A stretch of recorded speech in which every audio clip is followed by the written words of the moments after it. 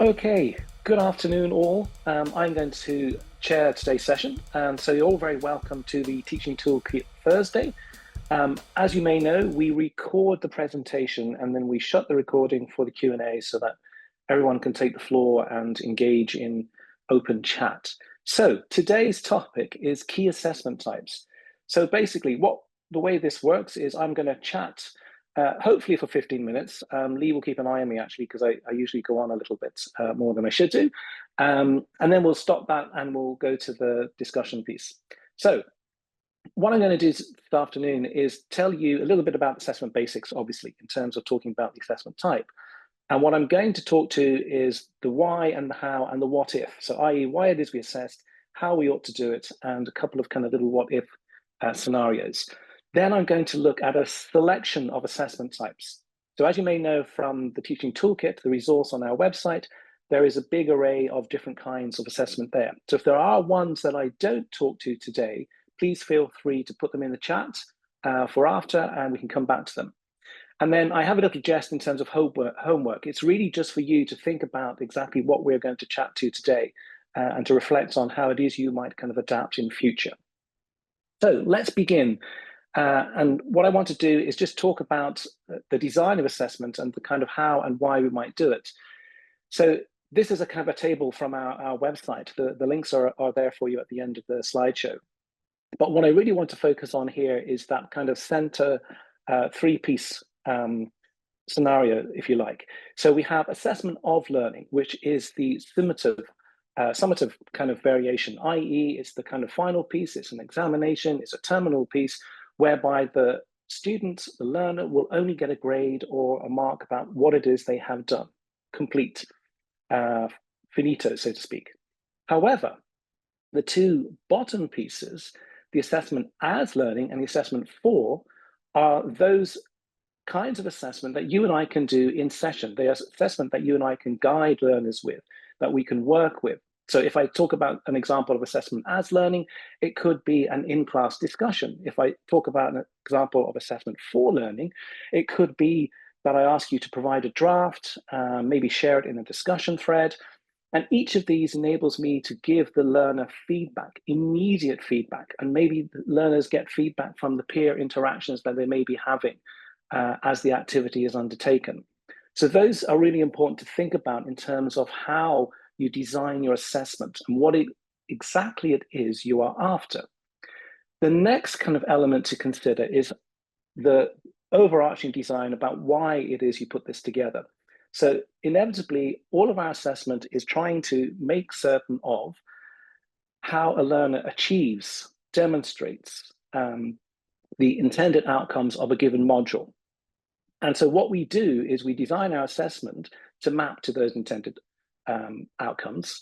And we also think about our teaching and learning activities to map to those intended outcomes. So everything coalesces or kind of points to the intended outcomes. And this is simply called alignment. So it means that everything that you and I do in session, everything that you and I provide as a formative activity, whether it be a MCQ or a debate or a poster design, it is all moving towards enabling the students to demonstrate, achieve, apply the intended learning outcomes. And this is really important to think about in terms of the design, and really important in terms of thinking about what kinds of assessment you are actually after to demonstrate these outcomes. So on our Teaching Toolkit page, you will come to the assessment and feedback resources. So the QR code will lead you to that. And what we're going to talk to today are a couple of examples from the assessment types, 4 examples, in fact, and I'll come to those momentarily. So what I want to point out now is kind of, I shan't say the elephant in the room, but I will say that it's obviously something that kind of is a topic of conversation. So what kinds of assessment should I use if I know my students are going to access AI? Or do I enable them to access AI? Do I guide them to use AI? And so there's a kind of an added, I shan't say dilemma, but an added kind of element to our design of assessment in recognizing how it is we might integrate the use of AI.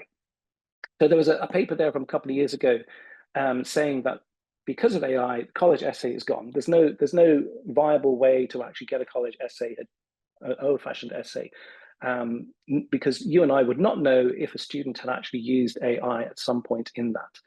So the question is, if that is going to happen, how do we make it happen in an effective way? Do we flip to the formative, the assessment as and for learning, to enable students to use AI as a means to create a draft, to seek out research literature, to interrogate, and then enable that to actually be kind of a structured way of creating the essay? So these are added kind of components we want to think about.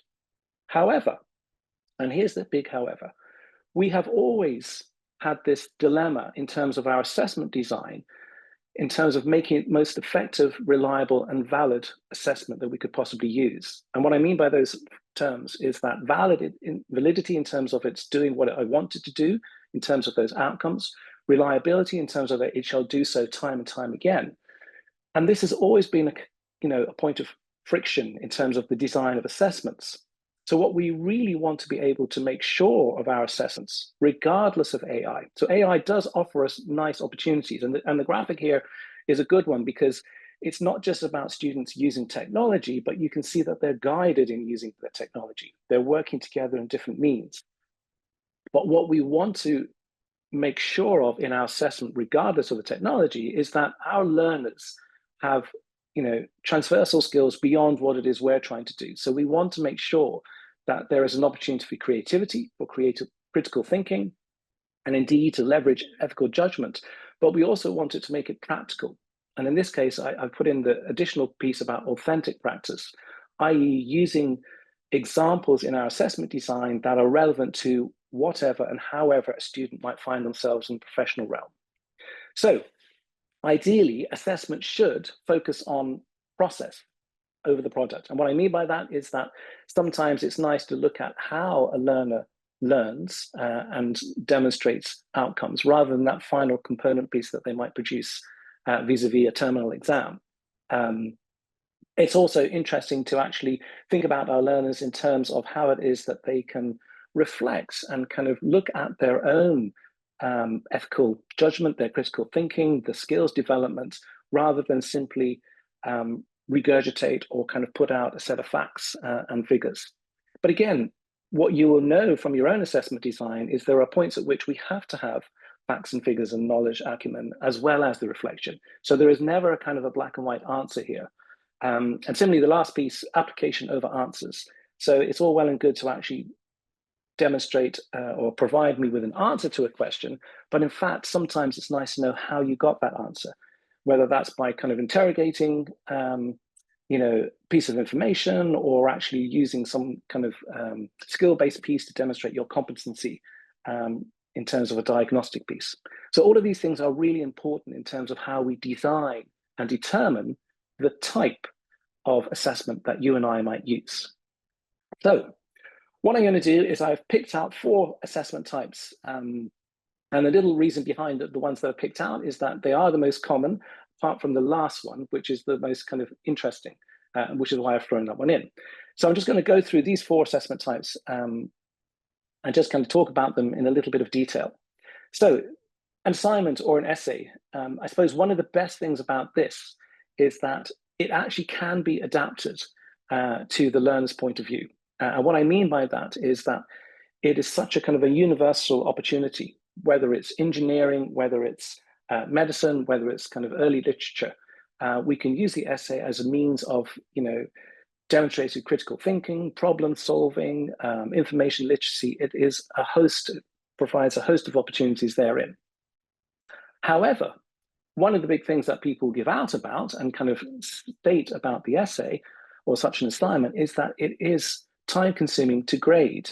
It also thus could be time consuming for the student to actually put in. And of course, then there is the issue of potential plagiarism or what I'm calling unethical use of Gen AI.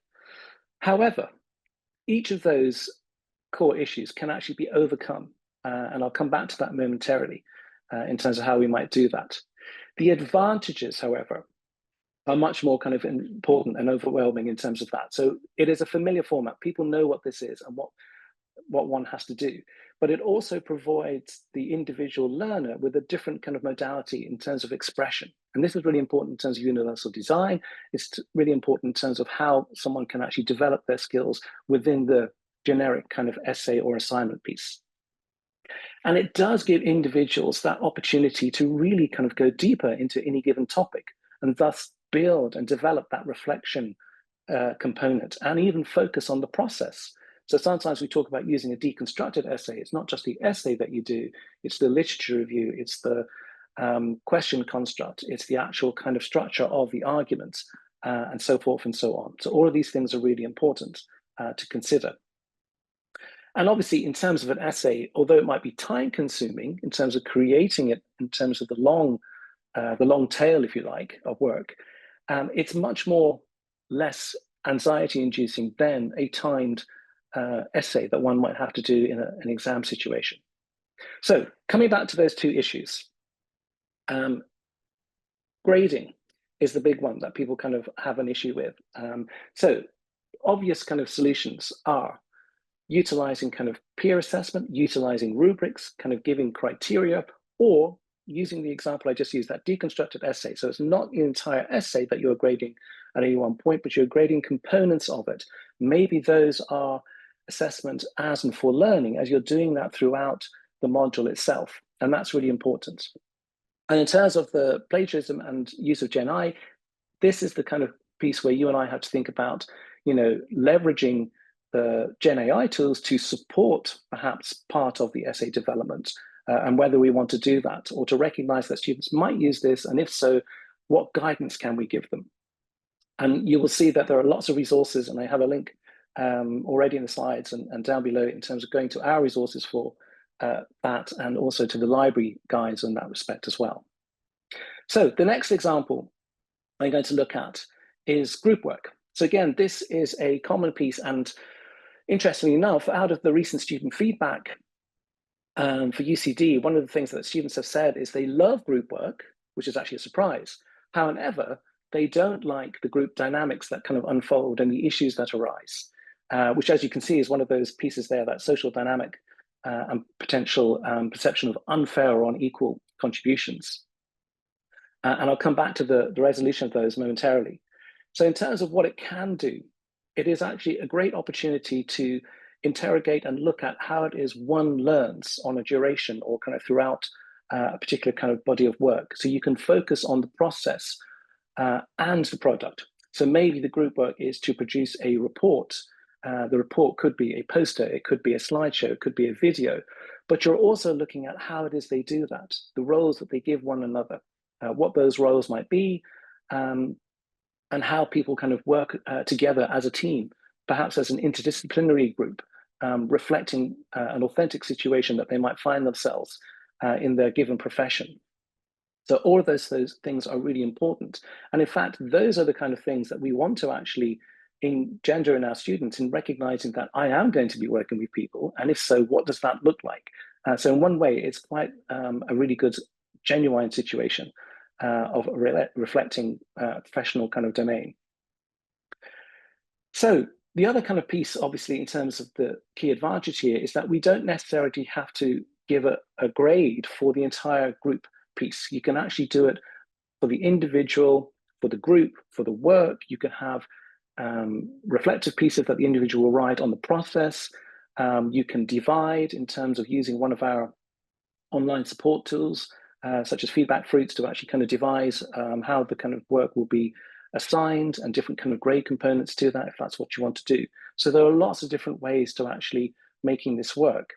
The key thing about making group work is to make sure that you are transparent in how these matters will unfold. And I think that's the key thing in terms of messaging to the students. If they know what to expect, if they know that you and I have control over the situation and have clearly mapped goals and expectations along the process, then it becomes much more manageable for you and I, and most importantly for the students.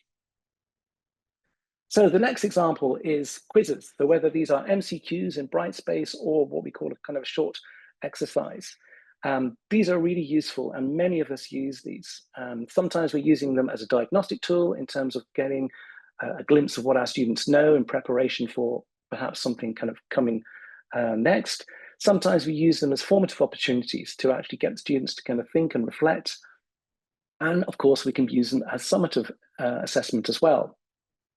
If the tests and the short quizzes are devised well, not only can it assess basic knowledge, but it can actually look at application, problem solving, and so forth and so on. So that requires a little bit of skill to devise that. And that's where the kind of little frisson in terms of that issue arising might be. So it does take time to make a good set of questions.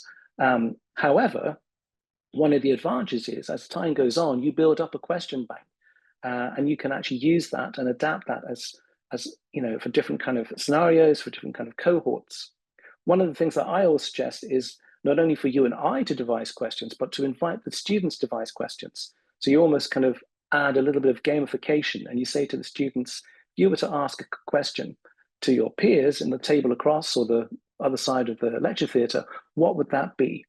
And this has a twofold experience piece of enabling the students to identify what perhaps their learning needs are, and also identify the gaps in the knowledge within the cohort. So it's a great way of generating extra questions in respect of that. One of the key advantages of the short quiz is that it's going to give us and the learners an immediate feedback opportunity. So whether that's kind of shown up on screen in terms of an in-class quiz, and the entire group has that sudden norm reference of realizing that this is the right answer or this is not the right answer, and this is how I need to kind of adapt and respond to this. And thus, we're giving the opportunity for feedback right there and then. If we're using the bright space variation, then we have opportunity to actually indicate to the student that actually this isn't the right answer. However, you're almost there. Think about what it is and how it is you might kind of respond to this moving forward. So the quizzes are a really good way of actually managing large numbers as well. And that's really important as all of us are seeing increases in our class sizes. So the final one I'm going to talk about is this idea of the negotiated assessment and what that actually means. So oftentimes people get a little bit worried about this because they suddenly go, oh my goodness, not only do I have to correct one assignment, but I've got to correct multiple assignments. But in fact, what shall happen is that we're really giving multiple opportunities about how it is the learner shall present their assignment. So the criteria for that assessment remains the same. So if I want to assess, the knowledge of X, then one has to demonstrate knowledge A, B, and C. It doesn't matter whether that's done in an essay, in a video, in a voiceover, perhaps even an animation. So it gives the opportunity of the student, the learner, to decide what's important to them, maybe developing skills that they wish to develop, i.e. something they'd like to kind of, I want to kind of learn more about presentation skills, or I want to learn about animation or video, or maybe, and sometimes enabling them to play to their strengths, saying that I'm going to do really well in this because I am able to present, make a good presentation as such. So that's really important in terms of student empowerment and enabling them to achieve what it is they set out to do. So I will finish there. So we have, as I say, a whole host of other kind of key assessment types. If there are others that you wish to explore, drop it into the text. We might even do another session like this in that regard and follow up on it. And we may even come back specifically in terms of using the Gen AI component piece and how one might design it in that light. So, final thoughts. What you need to do is you need to consider why and how you wish to assess. So will you choose the summative approach? Will you choose a formative approach? And if it's a formative approach, are you going to do assessment as learning, i.e. something that you do together in session, in a lab, in a tutorial? Or is it assessment for, whereby you provide learners the opportunity to try out something, whether it's through a discussion thread or drafts, or indeed even the quizzes or the short answer assignments? But the other thing you need to think about and be sure to do is to make sure that you gather and respond to student feedback. So when you see the student kind of doing these assessments, formative assessments, that you can actually give them the feedback that they need. And in fact, in this instance, you're going to be giving them feed forward. You're going to give them the direction about how it is they can improve and develop and make sure that when it comes to that final summative assessment, they are well prepared. And the final thing is your homework. What you need to do is you do need to try out new assessment modalities. You need to see what works best. Invariably, things are moving and shifting all the time in terms of what it is we want to get from our students and in terms of how it is we wish to do that. But the other little caveat into that is I do think we need to test things. We need to test and see if this is an appropriate assessment design. And if so, how so? So we need to have that kind of critical kind of eye to our own kind of practice and make sure that it's going to be effective and work for us. And that also rose in with obviously thinking about the plagiarism guidelines, the ethical, the research, all of that, and the new kind of protocols that will come around shortly. So there are references and links there, as always. If you have any questions, we will be delighted to listen to them momentarily. And just to give a little shout out for the next session, blended learning in the 20th of November. So thank you very much for listening.